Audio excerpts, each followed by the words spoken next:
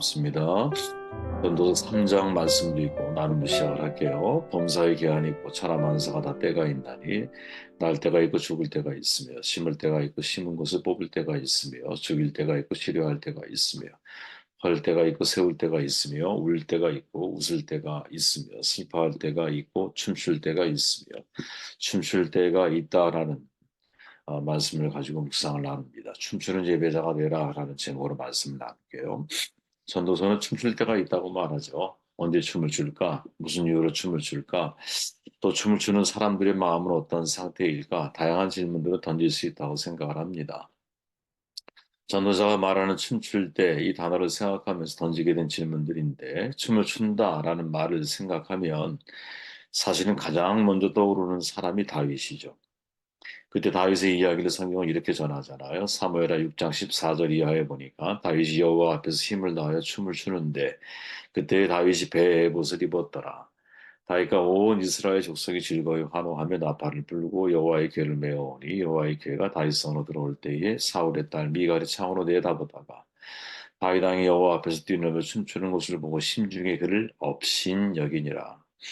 오베데돔의 집에 있던 언약궤가 다윗 성으로 들어오는 과정에 다윗이 너무나 기뻐서 춤을 추고 있는 장면을 소개하죠. 그것을 바라보는 미갈은 다윗을 업신여깁니다. 춤추는 다윗, 냉담한 미갈. 이 둘을 서로 비교하면서 이 사무엘 기자가 내용들을 정리해주고 있죠. 네덜란드 문화사학자 호이징어라고 하는 사람이 호모 루덴스라고 하는 말을 이제 만들었죠. 춤추는 인간이라는 뜻이죠. 거기서 인간의 모든 행동이 사실은 놀이에서 기원한 것이다. 이렇게 진단을 하죠. 그는 놀이의 형식 측면을 이렇게 규정을 하는데, 첫째, 놀이는 현실적인 다른 목표를 의도하지 않고 그 자체로 즐기기 위한 활동이다. 이렇게 말하고, 또 둘째는 놀이는 일상과 분리된 특정한 시간과 공간 속에서만 하는 것이다. 쉽게 말하면 예전에 뭐 진돌이 만들기 게임이나 뭐 오징어 법이라 그러죠. 이런 게임 다 해보셨잖아요. 말뚝박기 뭐 이런 게임도 해보고. 특정한 시 공간에서 그들만의 규칙을 만들어서 시행이 되어지는 것이죠. 그리고 모든 성원들이 함께하는 사람들이 그 규칙을 지키지 않으면 성립되지 않는 거야. 그래서 놀이의 세 번째 특성은 뭐냐? 엄격하게 규칙을 따른다라는.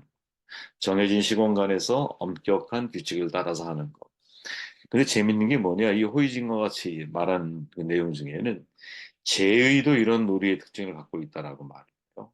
그러니까 사실은 교회의 제의를 예배 또는 의식, 예식 이런 것들은 사실은 이 놀이의 특징을 가지고 있다라고 이야기를 하는 것이죠. 그래서 휴일을 뜻하는 홀리데이라고 하는 말이 사실은 홀리데이, 거룩한 날이라고 하는 뜻을 가지고 있잖아요.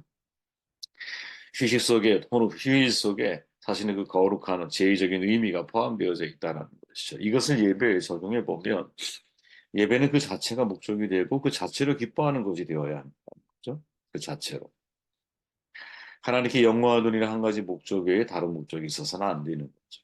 내가 예배를 통해 무언가를 얻기 위함이나 은혜를 받기 위함이나 이런 것이 우선적인 목적이 된다라고 하는 것은 주객에 전도된 거죠. 그죠? 그래서 원래 예배는 여러분 은혜를 받기 위함 이 이전에 은혜를 받은 사람만이 사실은 참된 예배자가 될 수 있는 거죠. 감사의 조건이 없고 기쁨의 조건이 없고 하나님께 영광 드릴 조건이 나에게 없는데 어떻게 내가 예배를 드릴 수 있겠어요? 그냥 그 자리에 참석하는 거지.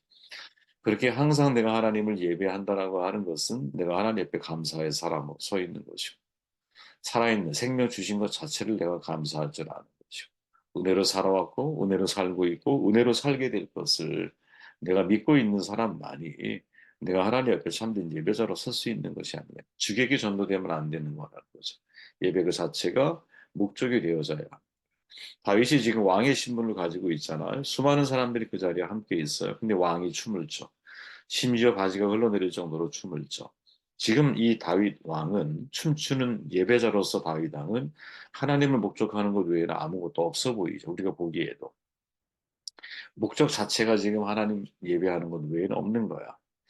어떻게 다윗이 춤을 출 수 있었을까? 다윗 왕이 춤을 출 때 그는 왕의 신분을 생각하지 않았기 때문이죠.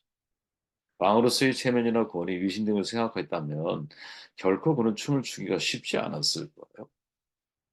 다윗이 춤을 출 때 그의 아내 미갈은 못마땅하게 업신여겼다고 기록하잖아요. 왕후 미갈은 남을 의식하고 있다면 다윗 왕은 남을 의식하지 않고 있는 거죠. 두 번이나 반복되는 구절이 있잖아요. 다윗이 여호와 앞에서 코람데오 하는지 진짜 이게 예배자의 예배 의식인데 신전 의식 여호와 앞에서 춤을 추고 있는 거죠. 그러니까 여호와만을 의식하는 거죠. 하나님만을 의식하는 순간 자기 자신을 잊게 되는. 근데 자기 자신을 의식하는 순간 하나님을 잊게 되는 거거든요. 자기 자신을 의식하는 순간 자신의 지위, 직책, 권위, 체면 따위가 내 눈에 보이기 시작을 합니다. 그러나 하나님만을 의식하는 순간 그 모든 것들이 아무런 의미가 없는 거죠. 또 다윗이 백성들을 의식했다면 춤을 출 수 없었을 거예요. 오직 하나님만을 생각을 하는 거죠. 나의 입장에서 위대하신 하나님, 왕이신 하나님. 그 하나님의 임재의 상징인 언약궤가 들어온다라고 하는 것, 그 언약궤를 모실 수 있다라는 것, 그것만이 눈에 보이는. 그 순간 자신의 하나님 앞에서 잊혀져 가는. 그죠? 여러분 탈춤을 추는 사람들을 보면 진짜 신명나게 저도 몇 번 본 적이 있는데 아주 신명나게 춤을 추잖아요. 이유가 뭘까요? 자기 얼굴이 가리워졌기 때문이죠. 그죠? 자기 얼굴이 가리워졌죠. 신앙생활에서 자기를 생각하지 않고 세상을 보지 않고 주님을 보는 사람들은 신바람나게 신앙생활을 할 수 있거든요.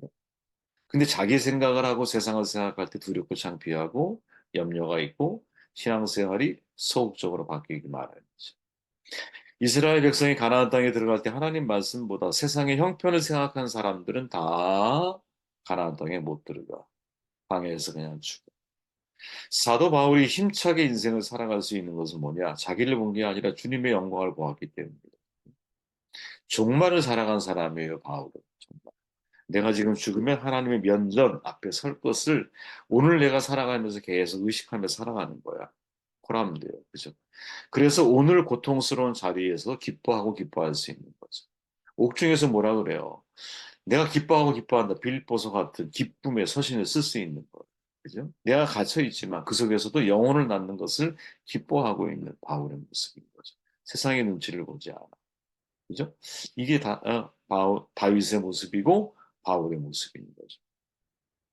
다윗과 온 이스라엘 족속이 즐거이 환호하며 나팔을 내고 여호와의 궤를 메어옵니다. 다윗이 춤을 출 때 그 앞에는 여러분 제사장이 법궤를 메고 갔고 뒤에는 온갖 악기를 동원하여 찬양을 하죠. 다윗은 여기에 합세하여 맞장구를 친 거예요. 왕이 춤을 출 때 찬양대원들이 얼마나 힘이 났겠어요.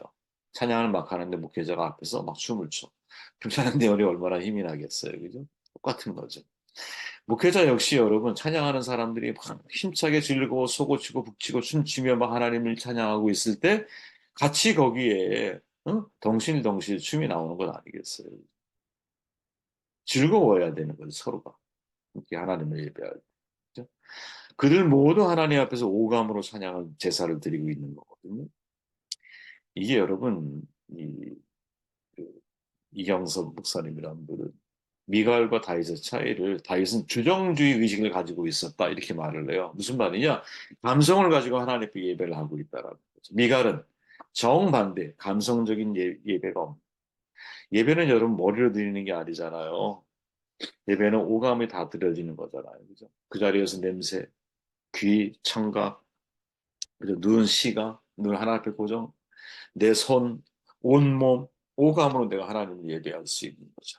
서로가 그렇게 예배하고 할 때, 그죠? 그때 정말 그 찬양이 얼마나 공명이 일어나는 거 아니겠어? 앞에서 여러분 찬양 인도자가 열심히 찬양하는데, 이제 예를 들어 함께 예배하는 예배자들이 아무도 그걸 따라해 주지 않아. 얼마나 힘들까요? 앞에 찬양 인도자가 찬양을 할 때, 우린 더 큰 목소리로 사실 찬양을 불러줘야 되거든요. 목이 쉴 정도. 집에. 목이 쉴 정도로 찬양이 부순죠? 도대체 언제적 기억일까?